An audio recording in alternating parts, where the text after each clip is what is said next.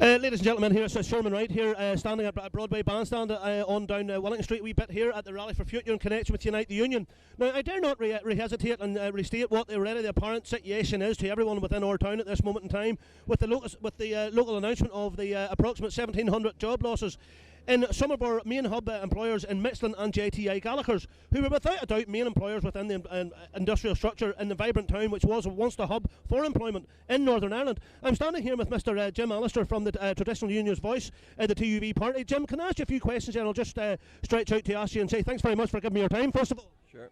You're very welcome. I think this is an important day. I think it's the encouraging part of it is that it is a grassroots reaction to what has been a devastating blow to this town.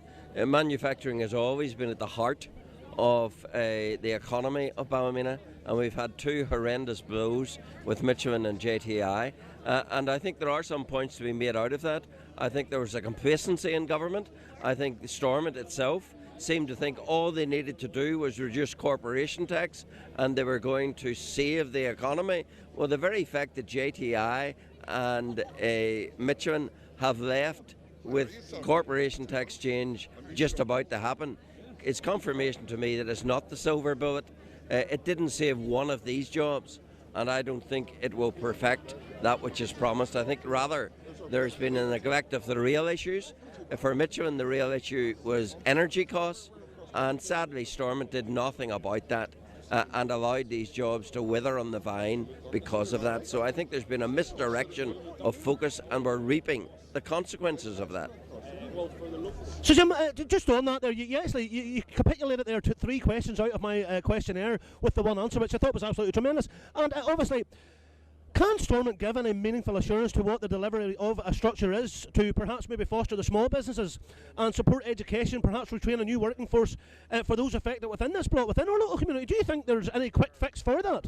I don't think there's very many quick fixes, but I think you highlight another point, that Invest NI, sadly, has had a focus which has been in the glamour side of industrial development, looking for FDI constantly with not sufficient corresponding focus on our local small industries, which will be here through thick and thin very often. But you know, Invest NI seem to think that Northern Ireland ends at Glengormley.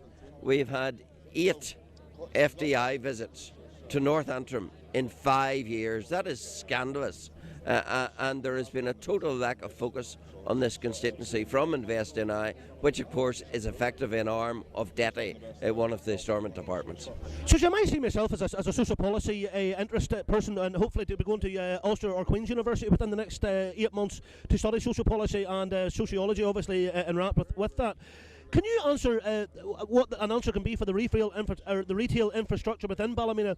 Would a rates relief and a rent relief be an incentive for bigger employers to come in and invest within our town, and obviously provide that belief that there is something happening, there is work going on in the infrastructure of inward investment? Or do you believe that that Stormont doesn't have an answer for that? Well, I think for any economic growth, it's a matrix. You need the manufacturing side, which produces good jobs such as we had, which produce ancillary jobs in the pipeline that feed those big industries.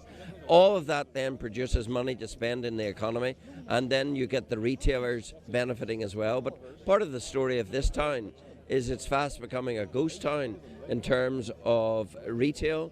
If you took the charity shops out of this town, it is a very sad picture indeed, and that is going to get worse by virtue of the good wages which have been lost from Michelin and JTI. So I think, yes, we need to look after our retailers and our commercial centre, because this town needs to have a heartbeat at its centre, which is flourishing commerce.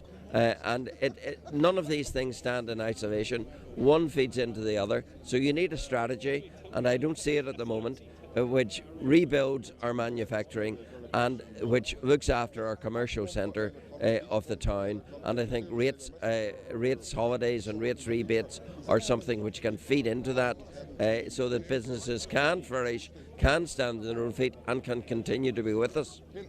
Well, Jim, I'd just like to thank you very much indeed for your time there. This is Sherman Wright with Jim Allister from the Traditional Union's Voice at the Rally for a Future.